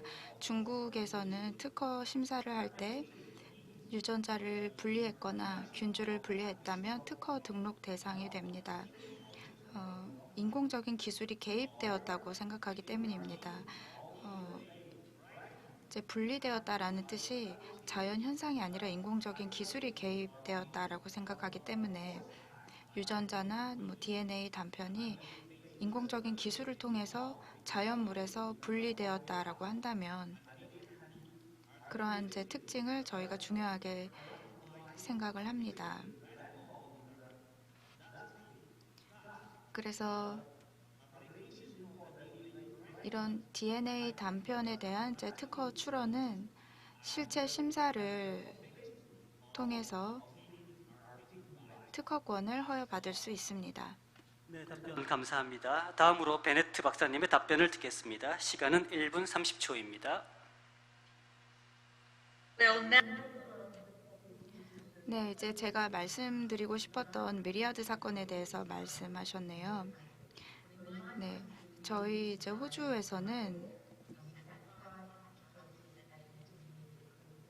저희 중재 항소 법원에서 이제 중국에서도 말씀하셨습니다만 저희도 이 앨리스 사건에 대해서 영업 방법의 특허 적격성을 이제 판단했던 사건에 대해서 한번 말씀을 드리고 싶은데요.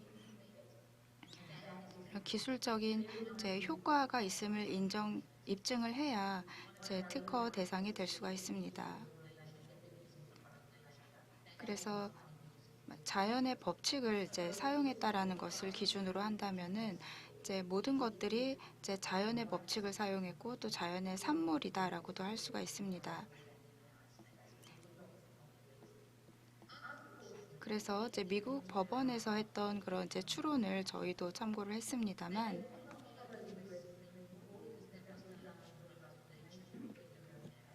그 자연의 산물이라는 거에 대해서 이제 인정이 되지 않았습니다. 그리고 이제 신규성, 아이디어의 신규성도 굉장히 중요한데요. 이 경우에는 과거의 어떤 이제 중세 시대에 있었을 법한 어떤 추상적인 정보도 관련이 되어 있었습니다. 결과적으로 말씀드리면 추상적인 아이디어는 특허의 대상이 될 수 없다라는 것입니다. 그래서 cDNA의 경우에는 자연에 존재하지 않는 것입니다. 그래서 그러한 경우에 이제 정보가 포함이 되어 있다라고 할 수 있습니다. 그래서 단순한 이런 정보나 아이디어를 구현한 경우에는 이제 특허의 적격 대상이 되지 않고요. 그리고 한 가지 더 말씀을 드리면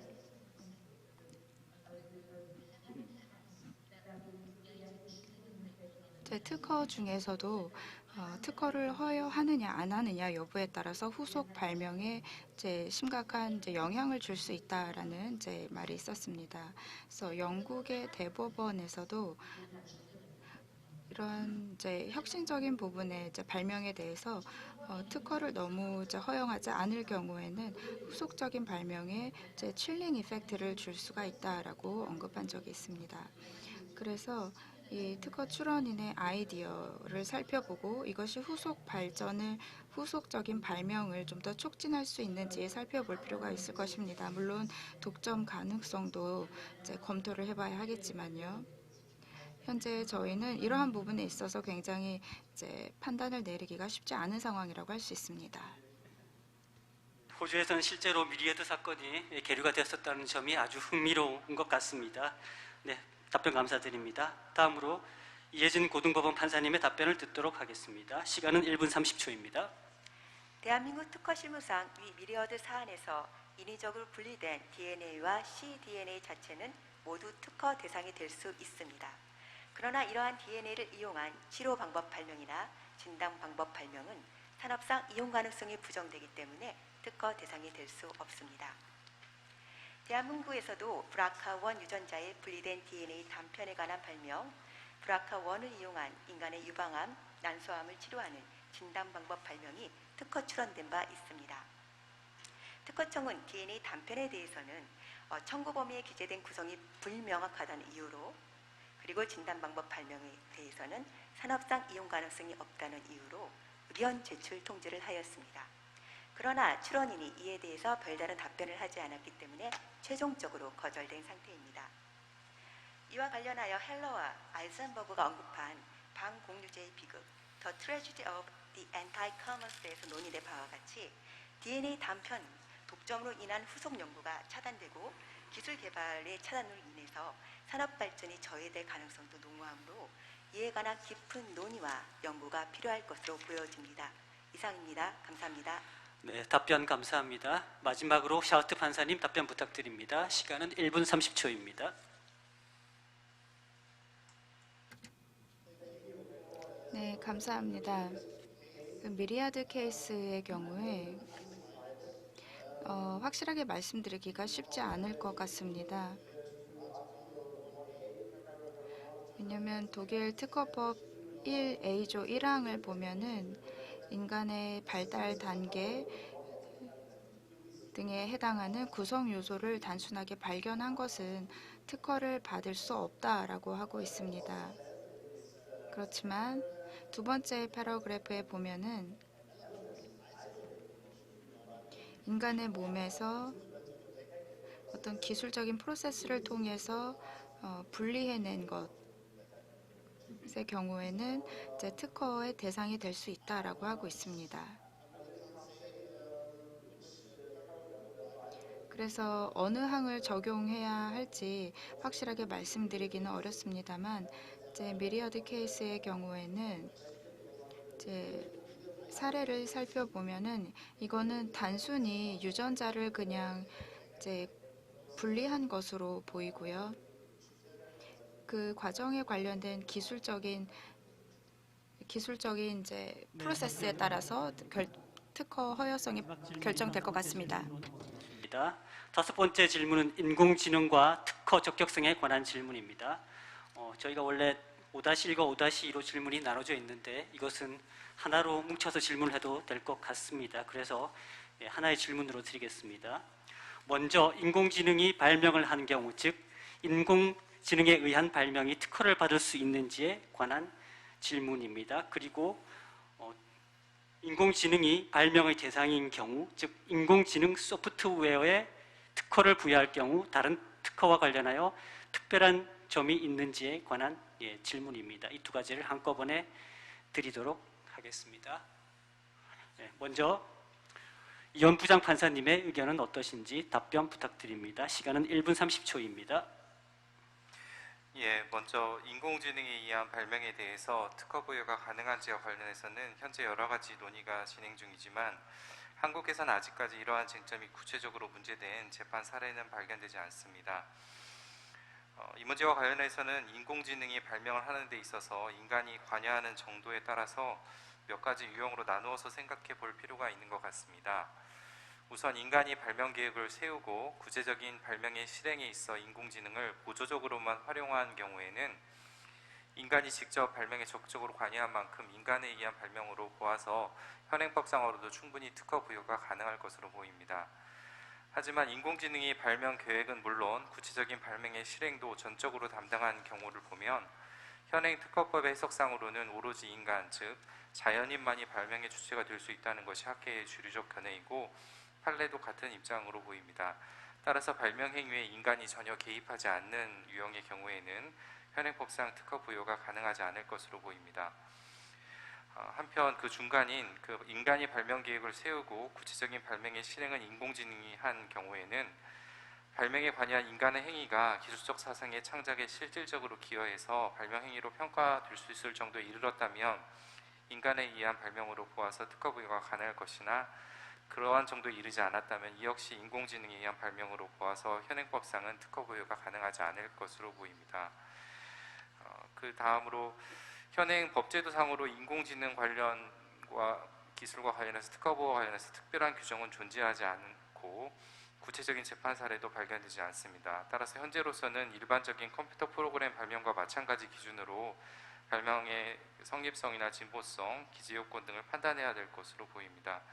다만 한국에서도 최근 국가지식재산위원회에서 인공지능 지식재산 특별법 제정을 추진하고 있는 것으로 보여서 향후 특별 규정이 마련된다면 이와 관련된 논의가 다시 진척될 것으로 보입니다. 이상 답변 마치겠습니다. 네, 이현 부장판사님 유익한 답변 감사드립니다. 다음으로 샤흐트 판사님 답변을 부탁드립니다. 시간은 1분 30초입니다. Thank you very much. 감사합니다. 이번 질문은 이제 AI 개발에 관한 것이죠. 그래서 수학적인 알고리즘을 사용해서 만든 것인데요. 그래서 이런 AI 개발에 대해서 이제 몇몇 국가에서 이런 사례가 있었던 것으로 알고 있습니다. 이것은 요즘에 굉장히 많은 주목을 받고 있는 이슈라고 생각을 합니다. 또 답을 하기가 쉽지 않은데요.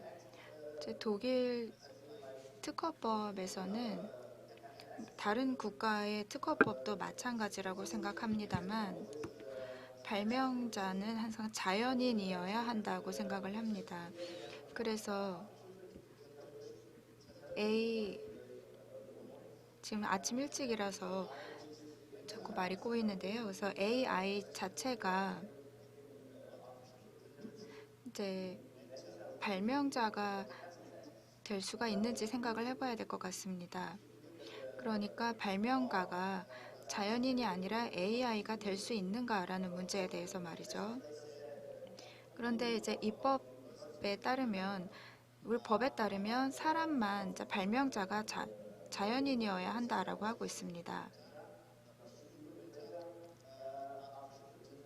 그래서 AI가 만약에 이제 그 AI 발명에 대해서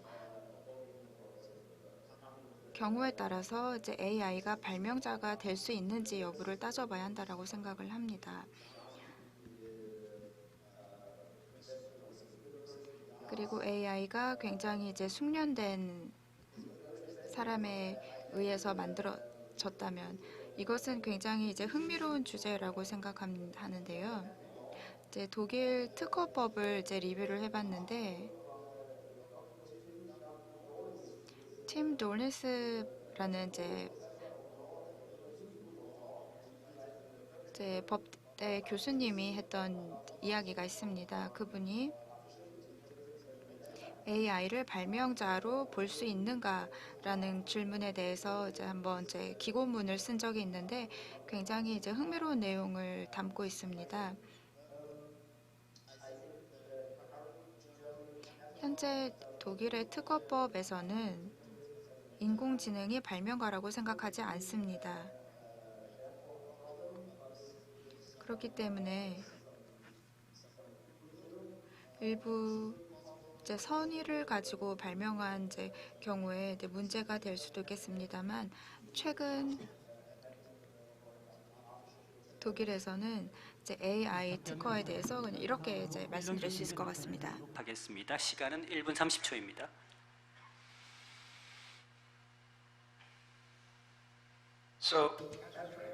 AI에 있어서 이미 많은 이슈가 있죠. 101조와 관련된 이슈와 동일합니다. 누가 발명가인가가 쟁점이겠죠. 상당히 흥미로운 문제인데요. 사실 컴퓨터가 그렇게 중요하지 않을 수도 있습니다. 그렇다면 앞선 두 가지 질문으로 돌아가서요. 좀 더 시의적절한 질문이라고 생각하기 때문에 그 부분을 생각해 보고 싶습니다.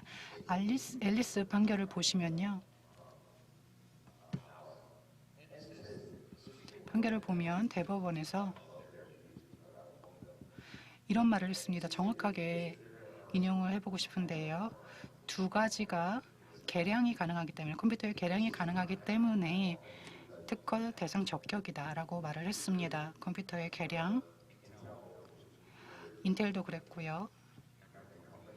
메모리 회사들도 CPU 제조사도 개량을 했죠. 컴퓨터를 발전시켰습니다. 그런데 이에 관련된 특허가 다 나온 것은 아닙니다. 대법원에서 또 이런 말을 했습니다.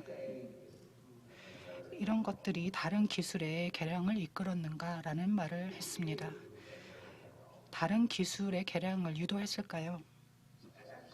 그래서 여러분도 직접 자문해 보시기 바랍니다. 특허가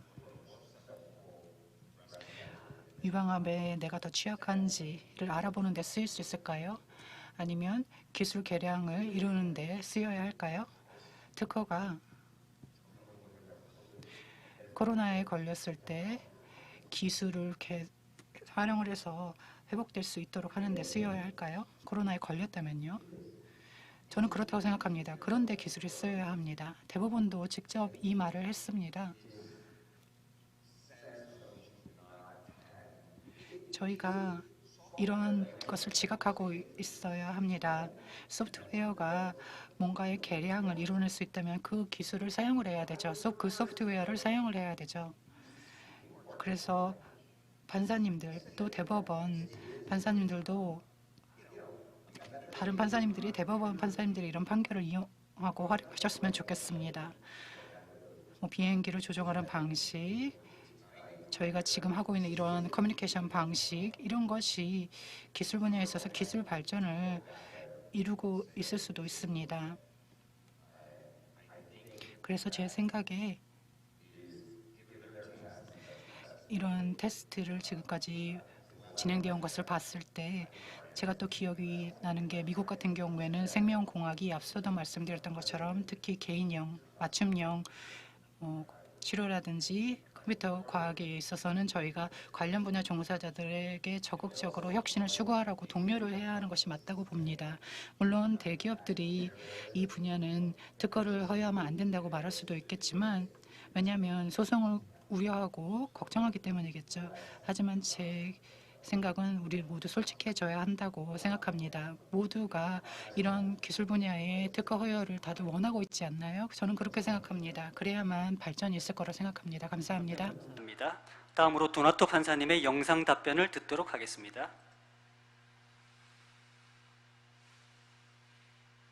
Now, a similar question has been asked about artificial intelligence entities in respect to whether they can be deemed an inventor.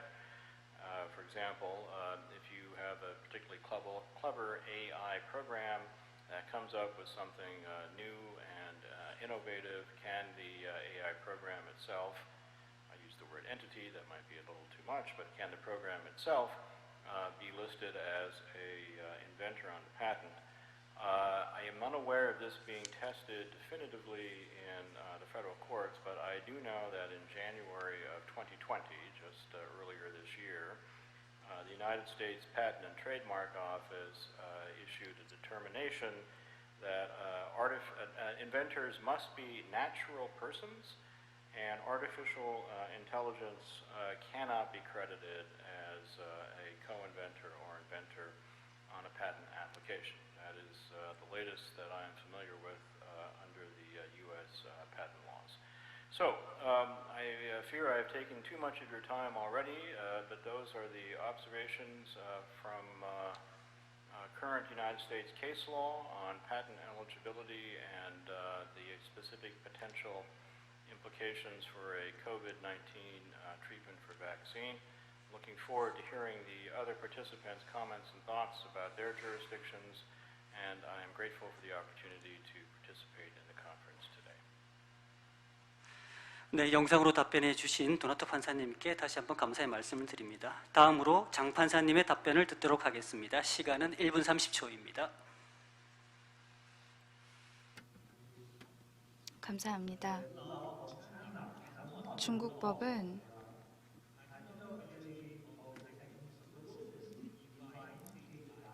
AI 알고리즘이 만든 기술적 해결책의 경우에는 특허 적격성을 배제하지 않습니다.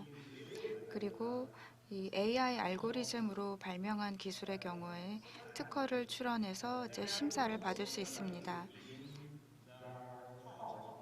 중국 법원에서는 이런 유사한 사건은 아직 없습니다. 지금 중국 학계에서는 AI 알고리즘으로 발명한 기술의 특허 적격성과 그리고 특허 출원서의 발명자 그리고 출원인 자격에 대해서 계속 논쟁이 이루어지고 있습니다. 그래서 법원에서 이제 그러한 논쟁이 이루어지고 있다라고 말씀드릴 수 있습니다. 마지막으로 벤시뱅고 판사님께서 혹시 이 주제에 관해서 답변하실 내용이 있으신가요? 만약에 있으시면 시간을 1분 30초 드리겠습니다.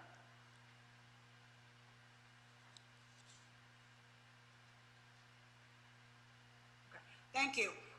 Just quickly. 감사합니다. 도나터 판사님과 윌린 교수님께서 미국의 현황을 말씀해 주셨기 때문에 저도 간략하게 말씀을 드려 보면요. 사람이 아닌 것에 대한 발명 특허를 부여할 수 있는가를 지금 다루고 있는데요. 뭐 원자재나 소재에 그렇다면 특허를 줄 수 있을 것일까요? 기계 자체에 그럴 수 있을까요? 이런 소재를 만들어내는 기계에 특허를 허용할 수 있는 것일까요? 이것이 어떤 연구 분야에서 동일하게 사용되고 있고 그렇다면 즉 발명가가 하는 일과 동일한 것을 이 기계가 한다면 이것을 특허를 허용해 줄 수 있을까요?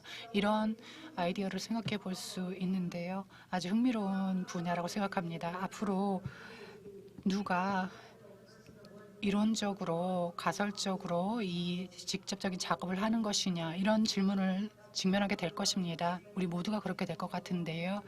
그래서 잠재적으로 원 소재가 이 기계를 통해서 나오고 또는 사람을 통해서 나올 수 있는데 그렇다면 이 기계에도 특허를 줘야 하는가라는 문제가 있습니다. 물론 알려지지 않은 아직 불확실한 것이 많기 때문에 문제가 될 수 있죠. 미국에서는 적어도 이런 가설적인 논쟁이 있습니다. 기계와 관련해서요. 다시 한번 오늘 초대해 주신 여러분께 감사드리고 정말로 흥미로운 컨퍼런스라고 생각합니다. 네, 이상으로 주제에 관한 질문과 답변을 모두 마치겠습니다. 패널 분들의 충실한 답변에 감사드립니다. 그리고 원래 현장 토론을 할 예정이었었는데 시간이 좀 많이 지체가 되었습니다. 혹시 플로어에서 질문을 하실 분이 혹시 있으신가요?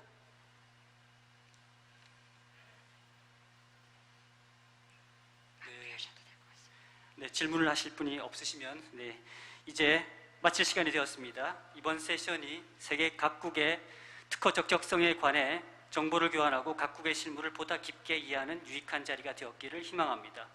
발표해 주신 모든 패널 분들께 다시 한번 큰 박수를 부탁드립니다. 이것으로 이 세션을 마치겠습니다. 감사합니다. 감사합니다. 이것으로 두 번째 세션을 모두 마치겠습니다. 발표를 진행해 주신 연사분들과 김창권 부장판사님께 다시 한번 큰 박수 부탁드리겠습니다.